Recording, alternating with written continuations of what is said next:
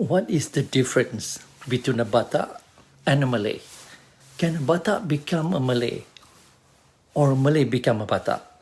A Malay is, of course, someone from Tanah Melayu, and as noted by Chong, Carroll and Milner, we speak Bahasa Melayu, practice adat resam Melayu, and we are Muslims. Malayness should not be confused with race. Being Malay is to be part of a nation. It refers to a group of people that share certain common characteristics. It refers to ideas and to behavior. Can a Batak become a Malay?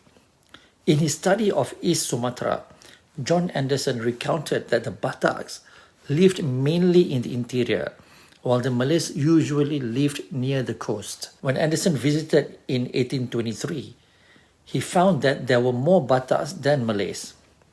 But according to Milner, by 1872, several Batak areas had become Malay. While Milner accepted the possibility that some Malays had moved inland, he also suggested another explanation, that the Bataks had become Malay. He said that at the end of the 19th century, several European observers noted the existence in the region of a Malaynization process, a tendency among some Bataks to become Muslim Malays. The great-grandfather of the chief reigning in Sungal in the 1870s had become Malay, but the former's brother and his descendants remained pagan Bataks and stayed in the interior. The Malay rulers of another district, Bulucina, also claimed Batak ancestors. In adopting Malay customs, some, at least, of these Bataks were actually in the process of becoming Malay. European accounts of East Sumatra suggest why it was possible to become Malay in this fashion. Malays, it is explained, were distinguished not by physical characteristics, but by behavior and attitude.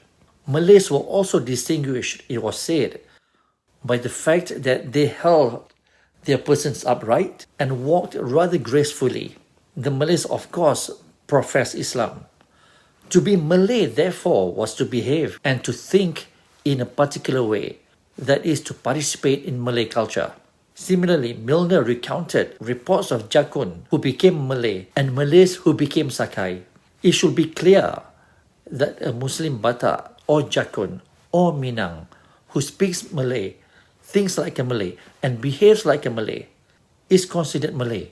We need to realize that how we define bangsa is not the same as how the West defines it. Our definition of bangsa is based on language, customs, and religion. And we should be proud and confident enough to declare that our definition is different from theirs. While we may acknowledge how others choose to define themselves, we should also note that their self-definition has nothing to do with ours.